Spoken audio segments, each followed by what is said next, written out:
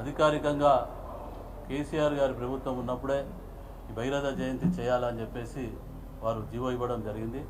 అదేవిధంగా ఈరోజు పార్టీ ఆఫీస్లో కూడా ఈరోజు భగీరథ జయంతి జరుపుకోవడం నిజంగా ఈ రాష్ట్ర సగర జాతినందరినీ కూడా గౌరవిస్తున్నామని చెప్పేసి నేను మరొకసారి తెలియజేసుకుంటా ఉన్నాను.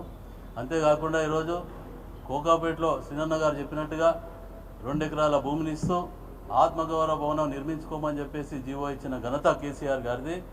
మరి రిజర్వేషన్ అంటే మాకు పనులు కాంట్రాక్ట్ పనులు చేసుకునే దాంట్లో మా కులవృత్తి నిర్మాణ రంగం, మరి కాంట్రాక్ట్ పనులు చేసుకునే దాంట్లో కూడా మాకు స్పెషల్గా సగరులకు కొన్ని పనులు కేటాయిస్తూ ఒక జీవో ఇవ్వడం జరిగింది.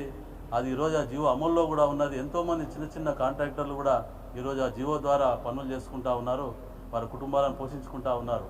అంతేకాకుండా ఈరోజు మిషన్ భగీరథ అనేది ఒక గొప్ప మంచినీటి ప్రాజెక్టుకు భగీరథ గారి పేరు పెట్టి నిజంగా ఈరోజు భగీరథ పేరును కూడా సార్థకం చేసిన ఘనత కేసీఆర్ గారి తప్ప ఇంకోటి లేదని చెప్పి తెలియజేస్తూ ఉన్నాం.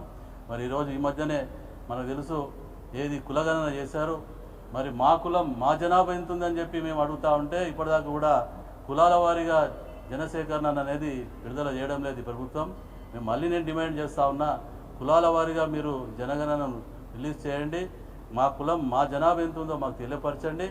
అదేవిధంగా ఈరోజు కేంద్ర ప్రభుత్వం ఏదైతే జనగణనలో కులగణన చేస్తూ ఉంటుందో వారైనా సక్రమంగా చేసి ఈ కులాల జనాభాను బయటపెట్టాలి, కులాల వారీగా ప్రాతినిధ్యం ఇవ్వాలి అని చెప్పేసి నేను మరొకసారి కోరుకుంటూ ఇక్కడ విచ్చేసిన పెద్దలందరూ కూడా నేను ఒకసారి నమస్సుమాంజలు తెలియజేసుకుంటూ ఇక్కడ అధికారికంగా ఈరోజు పార్టీ జరపడం అనేది చాలా సంతోషం.